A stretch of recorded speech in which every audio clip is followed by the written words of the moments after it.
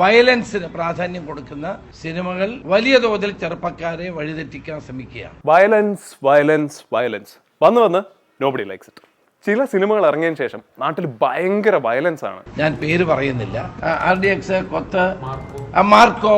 Lumière brothers ഫ്രാൻസിൽ ആദ്യത്തെ cinema എടുക്കുന്നതിന് മുൻപ് എന്ത് രസമായിരുന്നു.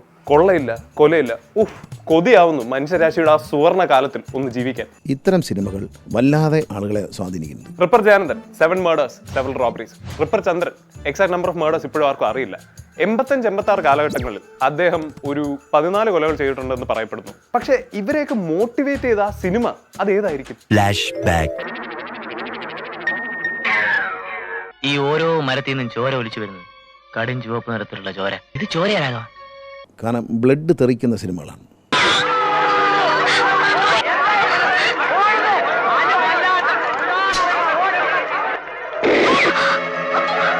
സിനിമകളെ പഴിചാരുന്നത് വളരെ എളുപ്പമുള്ള കാര്യമാണ്. ശരിക്കും നമ്മൾ സംസാരിക്കേണ്ടത് ഇത് ചെയ്യുന്ന ആൾക്കാരുടെ മെന്റൽ സ്റ്റേറ്റ്, കൂടി വരുന്ന ഡ്രഗ് അഡിക്ഷൻസ്, ആ ഡ്രഗ് അഡിക്ഷൻസിനുള്ള ഡിമാൻഡ്, സപ്ലൈ, ഇതെല്ലാമാണ്. ഒരു ഉദാഹരണം പറയാം. ഇന്ത്യ അപേക്ഷിച്ച് അമേരിക്കയിൽ ഗൺ വയലൻസ് വളരെ കൂടുതലാണ്. കാരണം എന്താ? അവിടെ ഗൺസ് വളരെ ഈസി ആയിട്ട് അവൈലബിൾ ആണ്. സപ്ലൈ വലിയൊരു ഫാക്ടറാണ്. തോക്കിന്റെ കാര്യം പറഞ്ഞപ്പോഴാണ് പൊളിറ്റീഷ്യൻസിന് മാത്രമല്ല ചില സിനിമാക്കാർക്കും ഇതേ അഭിപ്രായമുണ്ട്.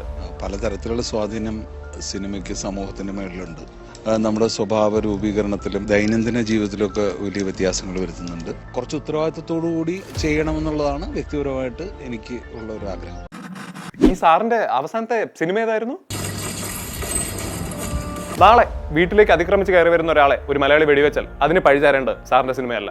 ഇന്ന് കേരളത്തിലെ ലഹരി നിറഞ്ഞ ഭീകരാവസ്ഥയ്ക്കും പഴിചാരേണ്ടത് സാറിന്റെ ചില സിനിമകളെ അല്ല. സിനിമ ഉണ്ടെങ്കിലും ഇല്ലെങ്കിലും മനുഷ്യ തിന്മകൾ എന്നുമുണ്ട്. അത് മനസ്സിലാക്കുന്നതാണ് ബോധം, എഡ്യൂക്കേഷൻ, ലിറ്ററസി.